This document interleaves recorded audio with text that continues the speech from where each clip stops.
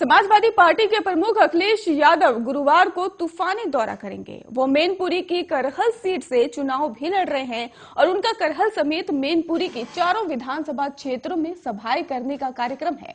करहल की सभा में ही मुलायम सिंह यादव भी शामिल हो सकते हैं।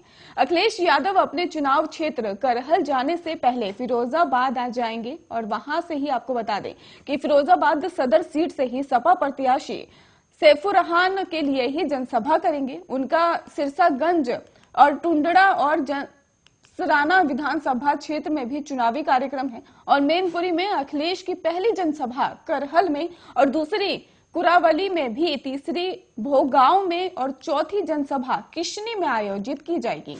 आपको बताते चले कि करहल से ही बीजेपी उम्मीदवार एसपी सिंह बघेल पर हुए हमले के बाद से ही प्रदेश में राजनीति गर्मा चुकी है और सपा अध्यक्ष अखिलेश यादव पहली बार विधानसभा चुनाव लड़ रहे हैं और उनके पिता और सपा के ही संस्थापक मुलायम सिंह यादव ने पहली बार करहल से ही चुनाव लड़ा था और मैनपुरी में तीसरे चरण में ही 20 फरवरी को मतदान होना है।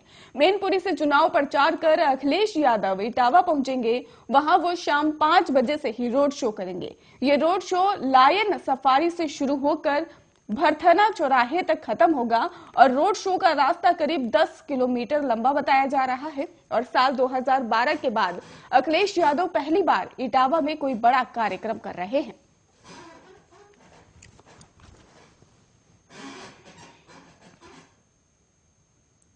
उत्तर प्रदेश के मुख्यमंत्री योगी आदित्यनाथ ने गुरुवार को झांसी, जालौन और कानपुर देहात, लखनऊ में कई जनसभाओं को संबोधित करेंगे। वो लखनऊ में ही सरोजनी नगर विधानसभा सीट से ही बीजेपी प्रत्याशी राजेश्वर सिंह के लिए जनसभा करेंगे और वो वहां पर रोड शो भी कर सकते हैं। ऐसी जानकारी भी सामने आई है। बताते चले आपको कि केंद्रीय महिला और बाल विकास मंत्री स्मृति ईरानी भी चुनाव प्रचार में हिस्सा लेने के साथ ही उत्तर प्रदेश आ रही हैं और वो अकबरपुर और कानपुर देहात में ही कई जनसभाओं को भी संबोधित करेंगी।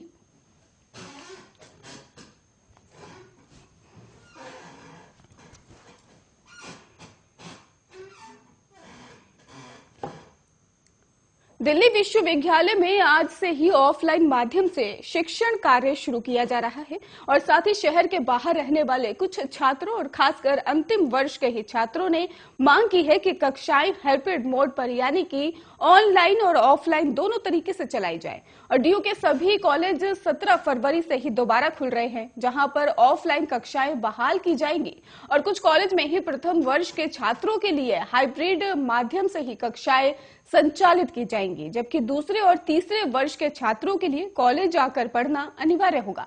आपको बताते चले कि इस कदम से ही शहर के बाहर के छात्रों को परेशानी का सामना करना पड़ रहा है, जिन्हें रहने और यात्रा का इंतजाम करना पड़ता है। और कुछ छात्रों ने कहा है कि परीक्षा नजदीक है और कुछ महीने के लिए रहने का इंतजाम करने का कोई अर्थ नहीं है। दिल्ली विश्वविद्यालय में ही ग्रेजुएशन में अंतिम वर्ष और पोस्ट ग्रेजुएशन के छात्रों ने एक वेबसाइट के जरिए ही ये याचिका अपलोड की है, जिसमें कहा गया है कि उन्हें केवल 2 महीने के लिए वापस ना बुलाया जाए। कुलपति, रजिस्ट्रार और प्रॉक्टर ने छात्र कल्याण के डीन को संबोधित याचिका पर अब तक ही 40,000 लोग हस्ताक्षर कर चुके हैं।